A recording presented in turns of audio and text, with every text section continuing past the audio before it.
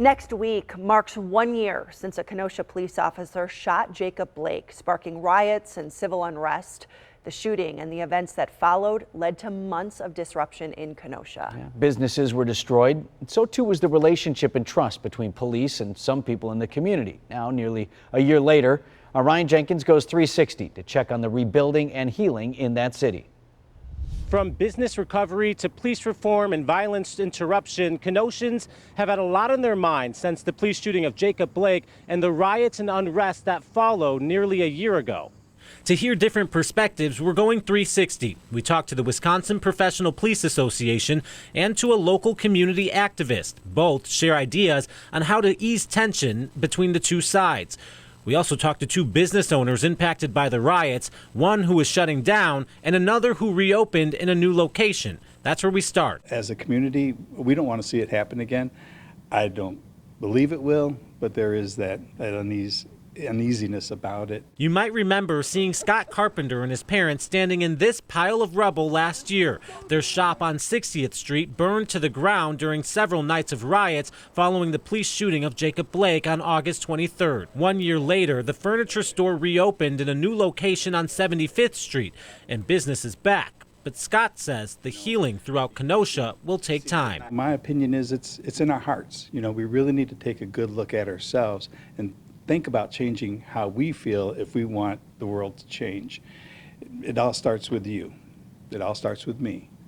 And the community, they want to see change. Across town in downtown Kenosha, Daniel Brown packs up his shop, something different, a sports memorabilia store. We've been here 25 years.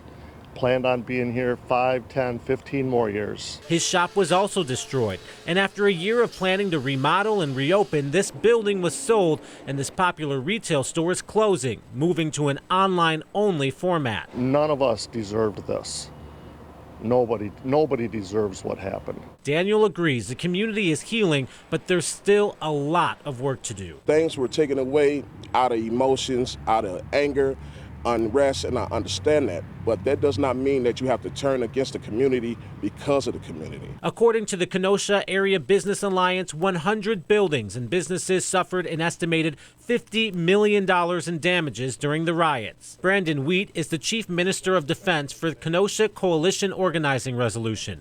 It's a new community organization aimed at bridging the divide and interrupting violence in Kenosha. He says 1 year later, there's still tension within the community. There's a lot of divide. I don't know where it comes from, but hopefully one day they'll be able to come to the table and talk. He says community leaders, police, and residents must learn how to talk. His organization hosts block parties, community meetings, and canvasses neighborhoods to try to bring people to the table. It's a long process ahead of us. Jim Palmer, executive director of the Wisconsin Professional Police Association, says it's not just up to community groups to make this conversation happen. Well, I think it's, the leaders of the agency, the chief, as well as the local police union, the group that represents the officers, to have frequent interactions, frequent meetings with faith leaders and leaders of communities of color, just to recognize that an open dialogue benefits everyone. He says in his experience, even if disagreements continue to exist,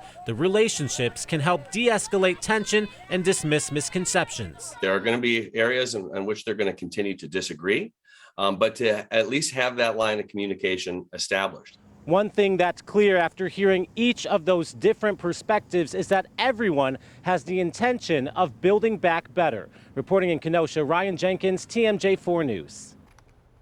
Thanks, Ryan. And we received this statement from Kenosha Mayor John Antaramian. It says in part, quote, 1 year following the events of August 2020, I can tell you with confidence, Kenosha has moved forward to unify and heal. More than ever before, we are investing in our people, our infrastructure, and our business development, the essential elements to create a thriving Kenosha for all.